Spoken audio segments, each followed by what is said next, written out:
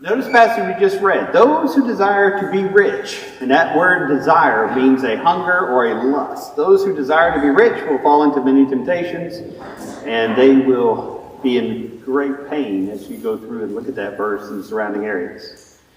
This is one of those lessons where when you preach it, people, some of their responses are, well, the preacher says it's just wrong to have fun. And every once in a while, I guess we get that reputation of talking about it, we just don't want people to have fun. But in the world where we live in, gambling is becoming more and more and more pervasive. And of course, Kentucky's famous for the horses up in Louisville. And then Kentucky became more famous as they joined in with the lottery, a good while back. And Kentucky's famous again because just recently we've opened up sports betting. And a lot of people in government positions are really pushing it. If you watch sports at all, you have all the parlays which pop up all the time. Who is the points and the odds and statistics are going back and forth. ESPN is becoming more of a betting channel as far as their information than they are about whatever else. And it's interesting as you watch it, the NFL, as you watch college sports, you can feel a tint of some of the things going on when you see teams that are kicking field goals that normally wouldn't. It doesn't matter for the game one way or the other, but you know that there's some people worried about the line, about what the gambling statistics are one way or the other. Millions of dollars are moving back and forth. So here's what I want us to do tonight. I don't want you to listen to the preacher and agree or disagree with the preacher and what the preacher says. I want you to listen to what's said tonight and compare what I say against what the Bible teaches. And I want us to ask ourselves, first of all, is gambling something we should be involved in? And secondly, what do we need to do in our nation, in our culture, and society, in the case of gambling? Being so pervasive in every aspect of sporting events and every aspect of our world that we live in today. Now, some quick statistics, and we may look at these a little bit more later. 2017, over $1 billion was spent on lottery tickets in the state of Kentucky. That's more now, but that's the last reliable statistics I was able to find. Over $1 billion on the scratch-off on the lotteries just spent in the state of Kentucky. Here on October 5th, in the first 4 days that gambling was legalized, as far as sporting events, over $68 million was spent in the first week. It was $180 million was spent on sports gambling in the first week after October 5th when it was legalized. The recreational gambler in 2022 spent the average of $3,000 a year. The average caller into the gambling hotline was $46,000 in debt due to gambling. Gambling, especially sports gambling, but gambling of all sorts, is most prevalent in guys ages 18 to 24, and it's primarily wrapped around sports: football, basketball, baseball. In 2022, U.S. players gambled $250 billion. That's on the legal side. And per capita, if you're into dividing that up, that's $764 spent on gambling per person. And of course, of all the addictions, according to Money Magazine in 2021, suicide is greatest among all addictions to those who gamble. Now, for the longest time when I preach on this, we were focusing on Las Vegas, and we were focusing on, different areas where people would go, even Illinois, where the casino is. But it's coming more and more to us locally because of our phones, because of our computers, and because it's so involved in sports. And so it's important for us as Christians in the world we live in to protect ourselves, to know the facts of what the Bible teaches. Because I can't show you a verse that says, "Thou shalt not gamble." Part of that's because of the translation I use. But you don't have a verse that says, "Don't gamble," especially on the Cowboys, because they always lose. But I want us to look at some principles which you're going to find, some principles that you're going to see. And so let's run through some of these principles. First thing I want us to talk about is stewardship. Your finances, how you spend money. The Lord put you on this earth with many blessings, and one of those of the many blessings that you have is how you handle your finances, whether it's Dave Ramsey or somebody else. Well, as you look at the idea of stewardship, first of all, gambling is poor stewardship. You can look at it as a hobby and say, hey, I spend money with this and it's just a hobby and that's all I'm doing. But you're not going to make money, or very rarely over the long term are you going to make money through gambling. There's many verses here. 1 Corinthians 4, 1 and 2. God expects those who are stewards to be faithful and to do well. You see in Matthew 25, 26, where Jesus expects us to take what we've been given and use it in a responsible way. For example, just a few months ago, $1 billion power ticket. For $1 billion, over $2 billion of tickets were sold. If you won it, you won your $1 billion, which after taxes, depending on your tax bracket, depending on the state which you lived in, was anywhere between $300 million and $600 million, which is still good. That's still good pay, even for a preacher. Now, that's a big joke right there. And you say, man, 300 million, I wouldn't mind getting that. And that's true. But imagine over 2 billion people put down $1 or more than $1, and the one who won only got that certain amount. It's not a very smart investment. When you go to Las Vegas, when you go to the casinos, all those lights, all those buildings, all that community is built off something. And it's a money spent with gambling. People expect to make a profit from it. And so when you look at it that way, you see it's not a wise use of money. And so it's poor stewardship. Secondly, gambling can make money an idol. It makes it where you end up getting upset and obsessed with life, upset with life as well, because it becomes so very, very important. I'll tell you a story one time about a fella I knew, and you don't know him, so I can talk about him all that I want. His name was Chris, and we went to go see a bowl game. Ole Miss had finally gotten into the Cotton Bowl, and that was back when they were terrible. Now they're not as terrible, but back then they were, so it was a big deal. And so we went to watch the game, and they were supposed to lose by 1 million, and somehow they won. It was a huge event for all the people who were Ole Miss fans. But Chris, who I was with, began weeping halfway through the fourth quarter because he was planning on using the winning of his gambling to pay for their trip. And he had gambled against the team that he wanted to win. And so he was happy Ole Miss won, but he was really sad that Ole Miss won. And, you know, I was talking to him on the way back. He rode in the car with us. So, I mean, he made it back to the house at least. His wife was not happy, but he made it back. And I was talking to him about how you destroyed the love for the game. You destroyed your trip. You destroyed the joy that you had because you let gambling take that away. And while there's a rush that's there, and that's one of the reasons why younger men love it, that rush is there from gambling. It takes you away from the enjoyment of being able to watch the ball game. And it takes you away from the things which you have and the things which you're doing. And so it's such a dangerous thing. Luke 12:15.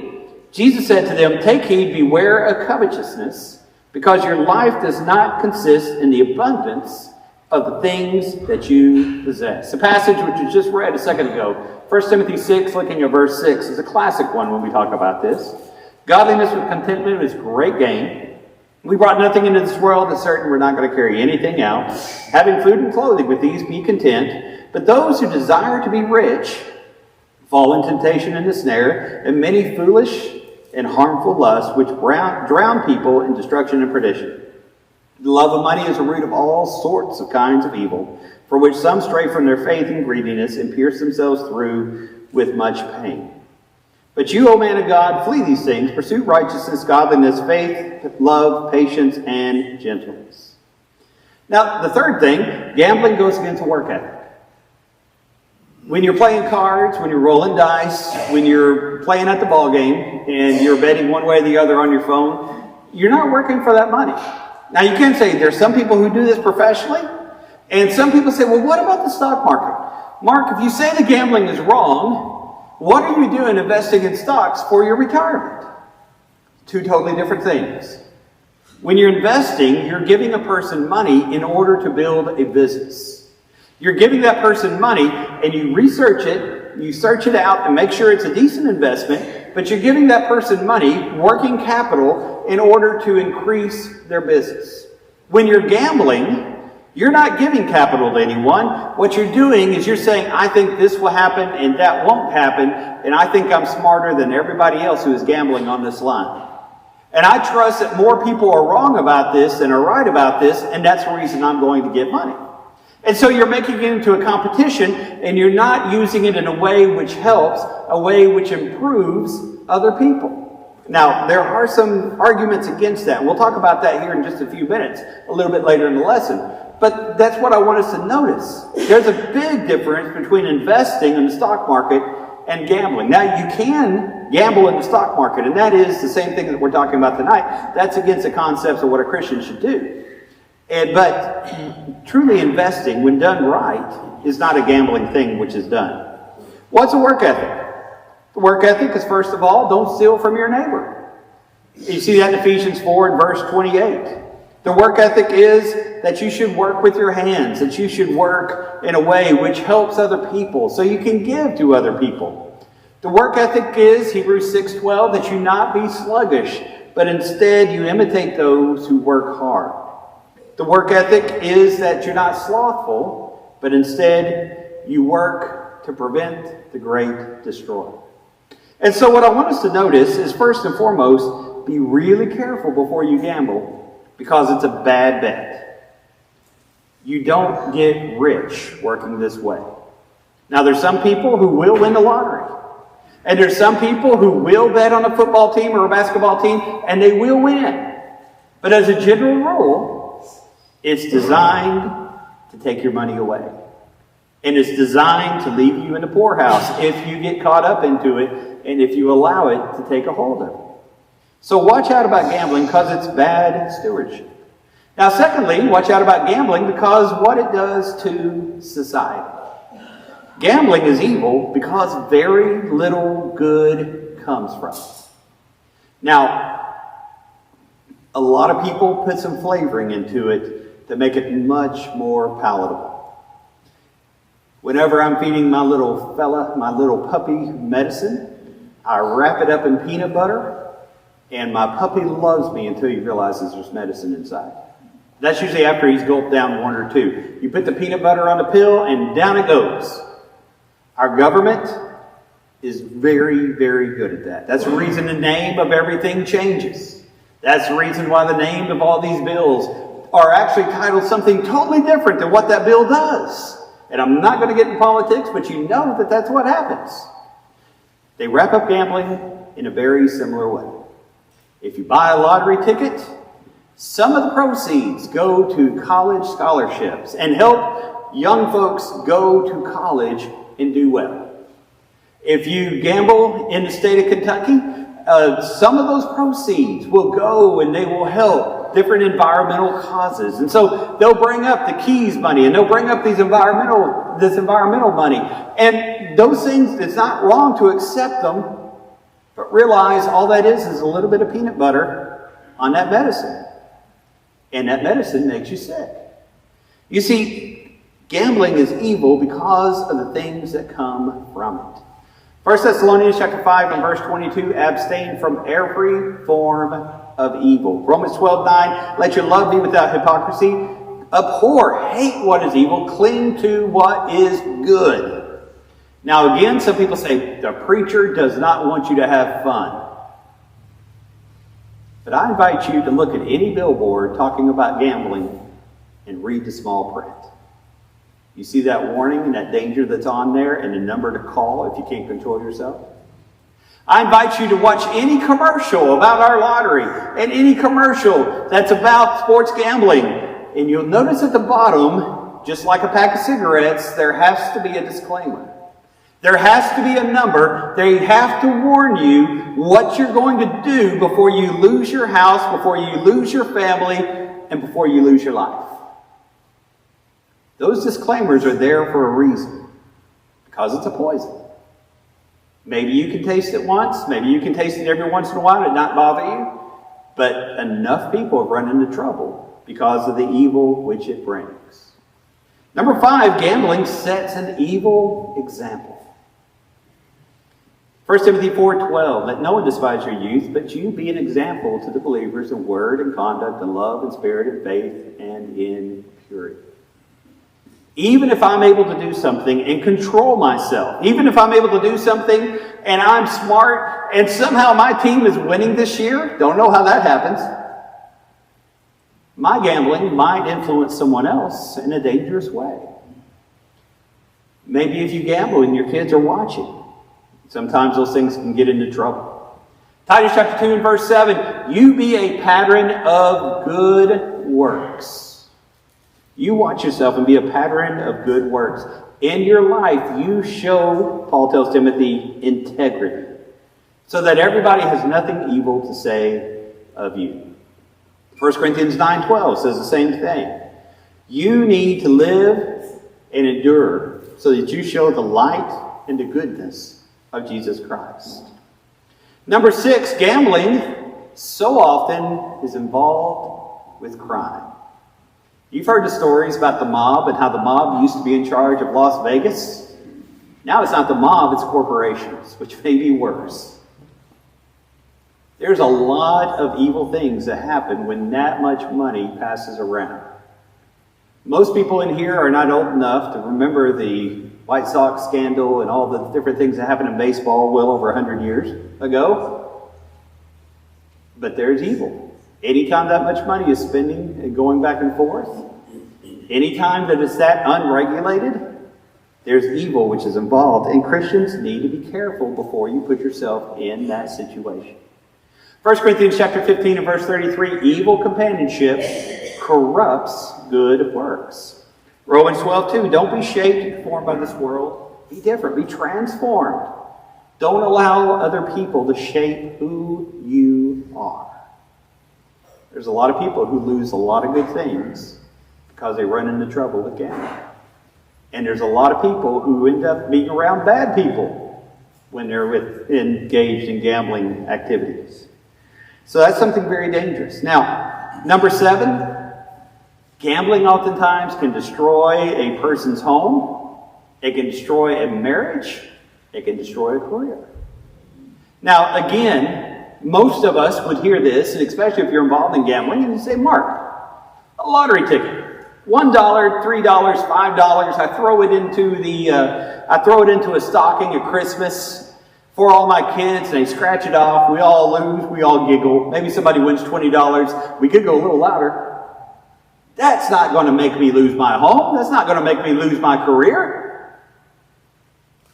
But many people, once they start down that road, run into trouble. And it is amazing how many good people lose a lot of good things because of gambling. It's designed to be addictive. It's designed to pull out of you more and more greed, more and more sense of competition, more and more pride, and you start chasing after bad money. And bad things happen when you do those sort of things. And so the Bible teaches us to let our light so shine before men that people may see our good works and glorify our Father who is in heaven, Matthew 5:16. The Bible teaches us, Ephesians 5:22-33, about how we need to treat our spouses well through service. About Ephesians 6 and verse 4, fathers, bring up your children in the admonition of the Lord. Don't provoke your children. Don't give them a home life that's rough. Do what you can to make your home be what it needs to be. So we look at it from a stewardship perspective and see gambling's rough. We look at it also from a societal aspect and we see it's rough. Let's close out talking about it from a personal aspect. Gambling is wrong because it enslaves. Now, anything can enslave you if you allow it. Any hobby that you have. Watching Netflix, watching YouTube, some people will waste an entire day. I'm sure some people have wasted an entire week. It can enslave. Is there anything wrong with watching YouTube? No, there's not. Unless you allow it to enslave you. Personal confession here. Scary when preachers say that, right? I love cranberries. And I discovered cranberry slushes at Sonic. This is 15 years ago when I was dumb. I'm smart now. I discovered cranberry slushes, and I loved them. Got one every morning on the way to work, got one every evening on the way back from work. About 3 weeks later, my side started hurting. I thought I had something going on with the gallbladder. Went to go see the doctor, and the doctor said, it's your kidneys. And he said, wait, what are you doing different? And I said, well, I'm drinking these big things of cranberry. And the doctor was like, don't. Okay? That was just dumb. That was dumb. That was wearing my kidneys out because I just love the taste. Don't be enslaved by cranberry slushes. Bad news. That was the gateway drug for me. I never went to the gate, but that was the gateway drug. Anything can enslave. But there's some things that are a lot harder to get away from. I could stop drinking slushes. That was not a big deal at all. I just went back to drinking water. That was fine. But oftentimes you begin chasing after bad money, and you begin chasing that, and you begin chasing that. Sometimes you have that dopamine high where you win, and you end up going for bigger stakes so that you get more involved and it's more exciting. Sometimes you go for the parlay into several different things so you can get more and more and more and greater and greater and greater, and it can enslave you. Debt really can enslave you. Getting involved in these things can really enslave you. Training your mind to work in this way can really enslave you. And so we've got to be careful. The Christian graces, 2 Peter chapter 1 and verse 6, one of them is self-control. Fruit of the Spirit, the very last one, self-control. And I think that's the hardest one. Self-control. Don't be enslaved by anything. Paul puts it this way, 1 Corinthians 6:12. All things can be lawful for me, but not all things are helpful. All things are lawful for me, but I'm not going to be brought under the control or the power of anything.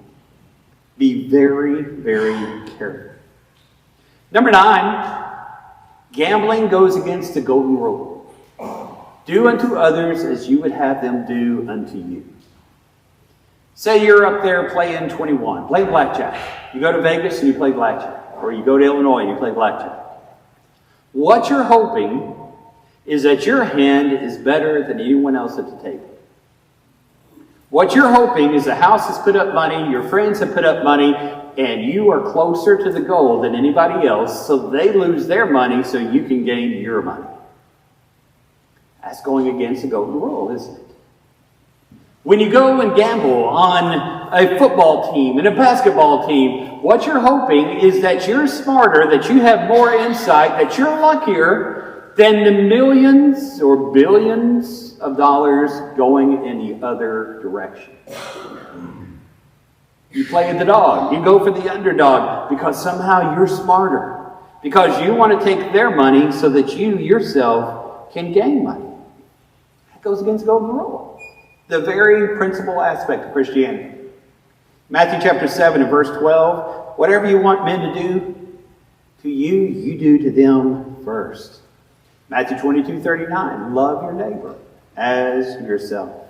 Galatians 6:10. Therefore, as you have opportunity, do good unto all people, especially those who are members of the faith. And number 10. Gambling goes against loving God supremely. We're told to seek first the Lord with all of our heart, all of our soul, all of our mind, all of our strength. You know that, Matthew 22, verse 37. We're told, Matthew 6:24, no person can serve two masters. You either love one and hate the other. You devoted to one, you despise another. You cannot serve both God and man. Now, there may be some people who can buy a lottery ticket. Maybe some people who can get on whatever it is that you can gamble with on your phone or whatever it may be. And you still love God. You still put Him first. But there's a danger there. Because of the crime you're supporting, there's still a danger there. Because of the issues which are happening, not only in your life, but the life of other people who are involved. One thing about me politically, and I try to make it in my preaching where nobody knows if I'm a Democrat or a Republican. Sometimes maybe I hide it better than others. But I really always want to stand up for the oppressed. I think God put us here on this earth to stand up for those people who society kicks out, does not let belong, does not let be around. And that's something really important to me. That's very important to me in the abortion debate. I wish those fetal children, ones not born, had a vote in the matter, right? That's one of the issues I have about gambling. I love that we get Keys money, but that Keys money comes from more minority than white. And so in effect, we're taxing minorities rather than taxing the majority. Those lottery tickets are sold to desperate, poor people. Rich people very rarely play the lottery because they know economics. They know that this can be fun, and they're not buying it out of desperation. It actually is a tax to the poor to oftentimes pay for those kids that are rich. It's often a tax against minorities to pay for those kids who are not minorities. And when you look at gambling from any perspective, it is a regressive tax. It is a tax which, if you were to put that through the House, if you were to put that in front of the governor, in those terms, it would be political suicide to agree to it. But many people close their eyes, many people hold their nose, many people ignore it. And they don't realize it's the most desperate who are involved in it. They don't realize it's the most regressive tax that there is, that gambling is, to fund things which the government should be funding in the first place, and which cause nothing more than additional government waste. Now, I'm trying to make my lesson short. There's a lot more illustrations. There's a lot more of these that I have, but this is enough. And I want you to think about something. There's 10 things on that board right there. You know how many of these have to be right for a Christian to need to stay away? It's not all 10. It's not even a majority of 6. 1. If any one of these 10 is legitimate, then Christians need to be very careful before they engage in gambling.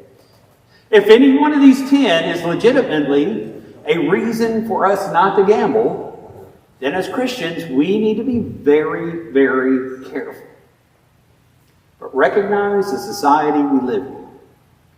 Almost every sporting event which you attend or which you watch on TV, there's going to be somebody giving you the odds. There's going to be somebody giving you the opportunity to place a bet. Almost anywhere you go in the state, and especially if you go out of the state, Illinois or wherever else there might be, there's a lot of places that offer the opportunity. Those lottery tickets are always set there next to the cashier in a very beautiful way, and they promise you great, great wealth. But actually, it just takes your wealth. And as Christians, we've got to be careful. As Christians, we've got to stand up for what's right. And as Christians, there's times where we have to preach about things and teach about things and believe things that are not popular with everybody else.